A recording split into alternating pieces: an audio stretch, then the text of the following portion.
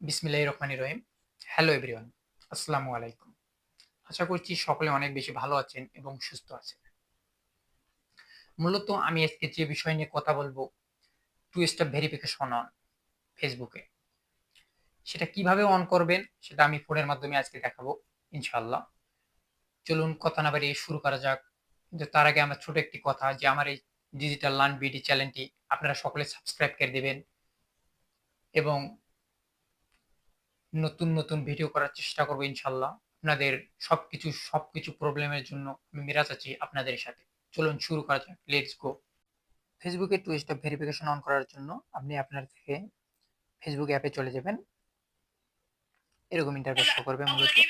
তারপর হচ্ছে থ্রি ডটে ক্লিক করবেন। ওকে। তারপর হচ্ছে একটু নিচের দিকে আসবেন, সেটিং এন্ড প্রাইভেসিতে যাবেন। আবার সেটিং এ ক্লিক করবেন। এরকম ইন্টারফেস শো করবে মূলত। তারপর হচ্ছে personal details, password and security, এখানে ক্লিক করবেন। একটু নিচের দিকে আসবেন, পাসওয়ার্ড এন্ড সিকিউরিটি, এখানে ক্লিক করবেন। তারপর হচ্ছে এখানে দেখতে পারতেছেন two factor attention 2 number. Okay, এখানে ক্লিক করবেন। তারপর হচ্ছে আপনি আপনার আইডি থেকে ক্লিক করবেন, আপনার নাম যেখানে আছে। ওকে, এখানে ক্লিক করবেন। এই যে এখানে চলে যাচ্ছে অ্যাটেনটেশন অ্যাপ। আপনি যদি অ্যাপের মাধ্যমে করতে পারেন, করতে চান, করবেন, সমস্যা নাই। তো আমি ডিসাইড করব যে আপনি এসএমএস অর হোয়াটসঅ্যাপ এখানে ক্লিক করবেন। এটা অনেক ভালো হয়। তো এরপর হচ্ছে নেক্সটে যাবেন।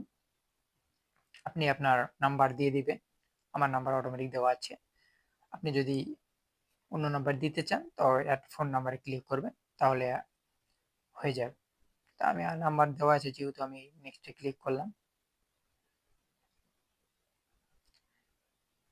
তারপর আপনার হোয়াটসঅ্যাপে এরকম কোড যাবে, আপনি কপি কোড করে নেবেন। আমি কপি করলাম, পেস্ট করছি। তারপর হচ্ছে নেক্সটে যাবেন।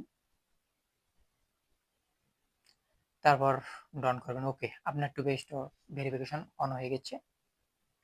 তারপর হচ্ছে আপনার কারো বাপের ক্ষমতা নেই যে আপনার আইডিটি আপনার থেকে অন্য কেউ নিবে। ওকে, ধন্যবাদ সবাইকে। ডিজিটাল লার্ন বিডি চ্যানেলের পক্ষ থেকে সকল সমস্যার সমাধানের জন্য আমি মিরাজ আছি আপনাদের সাথে। সকলের জন্য দোয়া ও শুভকামনা রইল। আসসালামু আলাইকুম।